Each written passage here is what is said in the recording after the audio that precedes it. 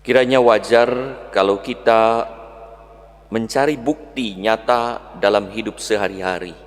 Ada keraguan, apalagi kalau pernah berhadapan dengan orang yang berjanji tetapi tak mampu memberi bukti, atau orang yang berjanji tetapi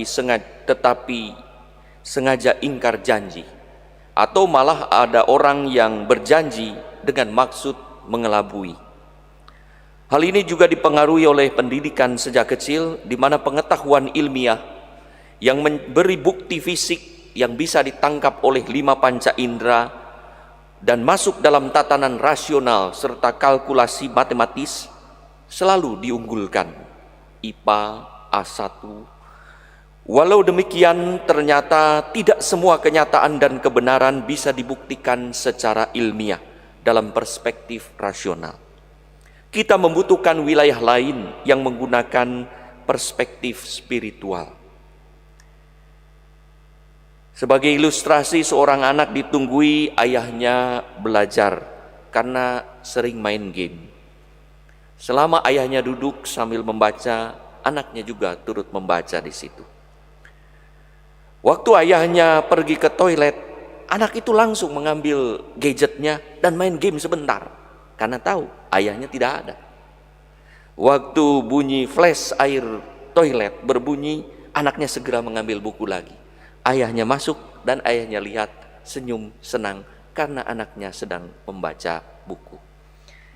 Orang melihat ada atau tidak. Kalau ada berarti ada, kalau tidak ada berarti tidak ada.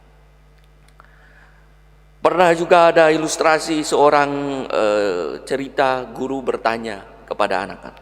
Anak-anak, ini apa? Apel. Ya, katanya di negara lain. Lalu guru berkata, apel. Sekarang, apel ada tidak? Ada. Apel ada karena ada. Lalu dia tanya, Tuhan, mana Tuhan? Siapa yang percaya pada Tuhan? Semua anak diam. Satu orang bertunjuk jari, percaya kepada Tuhan. Dia bilang, tunjukkan Tuhan di mana? Ya, tidak bisa saya tunjukkan, tapi saya percaya. Kalau tidak ada, tidak ada. Ada. Apel ada tidak? Ada. Maka tunjukkan Tuhan. Lalu anak itu berkata, Ibu guru, tunjukkan otak ibu guru ada di mana? Kalau tidak ada, berarti tidak ada otaknya, Bu. Saudara-saudari yang terkasih, Thomas yang jengkel karena tidak bertemu dengan Yesus yang bangkit, seperti diceritakan oleh teman-temannya, mempertanyakan penglihatan mereka. Mungkin dia berkata, apakah bukan ilusi dan halusinasi yang engkau dan kalian lihat itu? Dengan membela diri bahwa ia akan percaya, wajar kalau melihat dan menyentuh Yesus. Bisa jadi Thomas sebetulnya berpikir bahwa Yesus sungguh bangkit karena terjadi perubahan luar biasa dalam diri teman-temannya. Ada kasih, ada sukacita, damai sejahtera, buah-buah roh, 3 buah roh pertama. Jadi Thomas juga sudah heran, tidak mungkin terjadi perubahan besar dalam diri teman-teman saya kalau tidak terjadi sesuatu. Maka Thomas pun sebetulnya bisa jadi berpikir, rasa-rasanya Yesus sungguh bangkit karena teman-teman saya hebat. Yesus datang kembali padahal pintu yang bisa diraba dan dilihat terkunci. Logika rasional runtuh, tak masuk akal. Maka logika spiritual dan masuk wilayah iman. Apalagi Yesus memberi damai sejahtera kepada Thomas yang meragukannya. Yesus tak menghakimi Thomas. Yesus tidak mengadili Thomas. Thomas, mengapa engkau tidak percaya? Mengapa engkau ragu-ragu? Tidak. Tapi Yesus berbelas kasih membimbing Thomas. Taruhlah jarimu di sini dan lihatlah tanganku. Ulurkanlah tanganmu dan cucukkanlah ke dalam lambungku. Jangan engkau tidak percaya lagi, melainkan percayalah. Mendengar itu, Thomas langsung percaya. Ini persis ciri Yesus dulu. Pasti ini sungguh Yesus. Bahkan dia bukan sekedar Tuhan Yesus yang bangkit, tetapi Allah sendiri.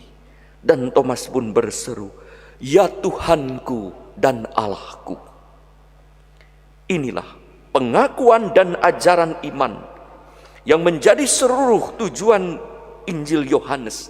Dari awal sampai akhir, baru kali ini Yesus dinyatakan sebagai Allahku, Putra Allah yang kedua, pribadi yang kedua. Dari mulut Thomas terungkap iman para rasul, iman gereja, wahyu ilahi, bahwa Yesus adalah Tuhan, manusia, dan Allah, anak Allah.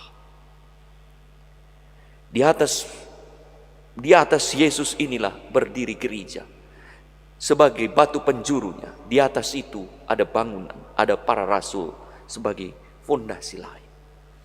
Yesus pun memberkati Thomas dan juga kita semua, bukan membuat dikotomi. Thomas yang melihat tidak dikatakan bahagia, lalu yang tidak melihat bahagia, tidak. Sebetulnya bukan dikotomi. Thomas pun diberkati. Dengan kata lain, berbahagialah Thomas karena engkau melihat, engkau percaya. Maka berbahagia semua yang melihat Yesus dan percaya. Lalu berbahagialah mereka yang tidak melihat, kita semua tidak melihat Yesus secara fisik dan percaya. Saudara-saudari yang terkasih, ada orang yang tak percaya pada Tuhan karena berpikir bahwa kitab suci dan ajaran agama tak masuk akal. Apalagi melihat kelakuan orang yang beragama. Prinsipnya ada, tidak, lihat, tidak. Ada juga orang yang pindah agama karena merasa agama lain lebih rasional atau paling rasional. Bisa saja ada di antara kita juga yang sedang mengalami keraguan karena pengalaman tertentu yang dipengaruhi oleh penglihatan, perabaan, apa yang ada, yang tidak ada, tidak ada. Padahal iman mengatasi itu. Maka berkata, apakah Tuhan sungguh ada? Apakah Yesus itu Tuhan dan Allah? Karena tak mampu melihat bukti seperti yang diharapkan, doa terkabul atau tidak. Iman dalam logika spiritual berbeda dengan pengetahuan dalam logika rasional. Iman dan rasio tidak bertentangan, tetapi berjalan berdampingan.